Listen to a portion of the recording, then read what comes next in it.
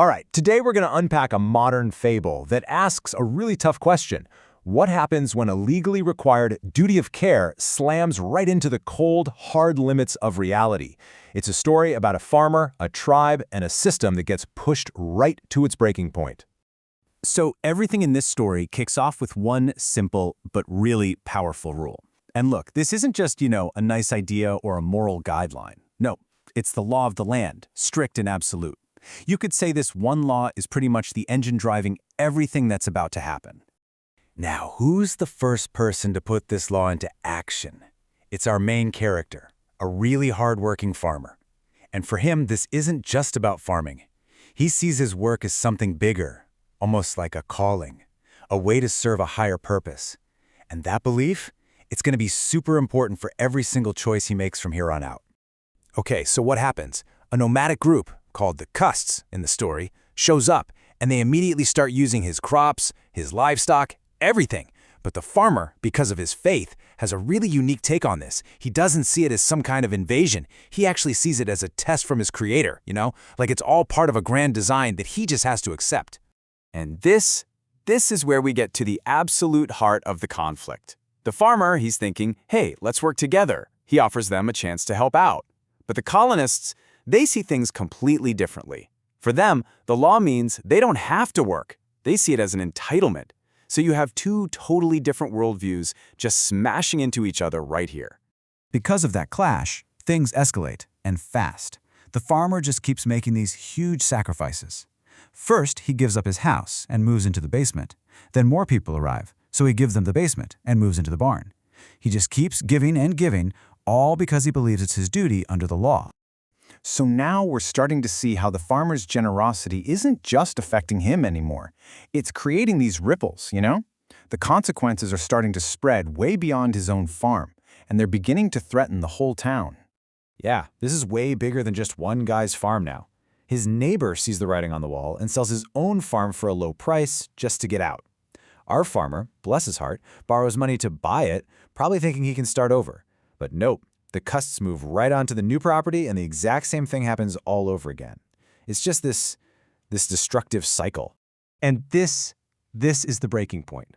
The farmer goes to the banker for another loan, but the banker says, nope, I'm not doing it. And it's not because he's a bad guy. It's just simple math. The bank can't keep funding something that's guaranteed to fail. This is that moment where the duty of care law smacks right into the hard wall of economic reality. You'd think this is just the farmer's problem, right? Wrong. His personal financial crisis is about to go public. It starts to spiral out of control, and it's going to trigger a complete collapse of the whole town's system. And this is a perfect illustration of how quickly things can fall apart. The farmer basically becomes the new banker, handing out loans that'll never be repaid. So naturally, the bank fails. Then a new law pops up that lets people just take stuff from stores. And what happens? Well, stores get emptied and have to shut down. It's like watching dominoes fall, one by one, taking the entire town's economy with them. So what's the final straw? What finally gets people's attention? It's when they can't buy food anymore. It's one thing to talk about unconditional generosity as this big, noble idea. It's another thing entirely when the grocery stores are empty and people are going hungry. That is the wake-up call that makes everyone say, okay, we need to change these laws now. And all that public anger leads to the story's big turning point, a total 180. The community is right on the brink of collapse, and they decide, together, that they have to completely rewrite the rules. So what's their solution? Well, it's pretty much the exact opposite of what they were doing before. The whole focus shifts. It goes from this legally required duty of care to something completely different. Protecting private property, making sure the economy can actually function, and just restoring basic law and order. And with these new laws in place, guess what? The farmer can actually start to rebuild his life. He gets his original farm back up and running, and he sells the second one to pay off all that debt. The story makes a really clear point here. It was the change in the law that made any kind of recovery possible. Okay, so we've seen the whole story from start to finish. Let's take a step back for a second and really unpack the lesson here. What is this fable actually trying to get us to think about? What's the central conflict, really? Well, at the start of the story, it's all about this idea of a duty of care. It's treated like this absolute, unquestionable good, right? A kind of forced generosity that you have to follow no matter what it costs you personally.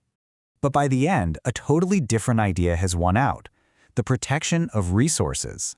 The story frames this as the only way a community can actually survive long-term. The argument seems to be, if you don't protect what you have, pretty soon there's nothing left to share with anyone.